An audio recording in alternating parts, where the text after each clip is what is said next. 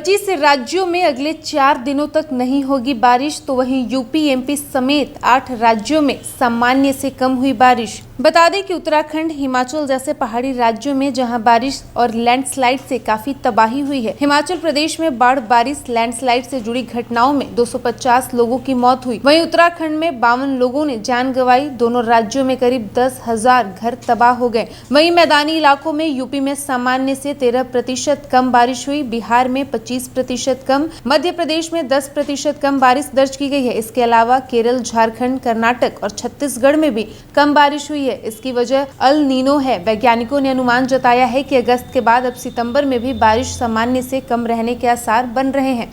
इसका मतलब है कि ये मानसून सीजन सामान्य कम बारिश के साथ खत्म होगा। औसतन 94% से 106% बारिश को सामान्य श्रेणी में माना जाता है। बता दें कि ब्रिटेन की रीडिंग यूनिवर्सिटी के climate scientist doctor Akshay Deoras ने अलग अलग मौसमी मॉडल के ट्रेंड के आधार पर अनुमान लगाया है कि सितंबर में भारत के 36 मौसमी सब डिवीजन में से 32 सब डिवीजन में सामान्य से कम यानी 94% या उससे भी कम बारिश होगी। मात्रा के हिसाब से ये सितंबर में सामान्य से 20 मिलीमीटर कम रहेगी। वहीं देश में इस बार मानसून सीजन काफी बदला सा रहा। 1970 के बाद पहली बार दिल्ली, आगरा और वृंदावन में बाढ़ जैसी स्थिति घोषित की गई। वहीं हरियाणा में पहली बार बाढ़ की स्थिति बनी। अर्थ साइंस मंत्रालय के डेटा के मुताबिक इस साल भारत में 2018 के बाद से जुलाई में सबसे अधिक बारिश हुई, तो दूसरी ओर पिछले 3 सालों में ये सबसे सूखा मानसून बना है। इस मानसून सीजन में अब तक 7% कम बारिश दर्ज की गई है। अगस्त में अब तक की बारिश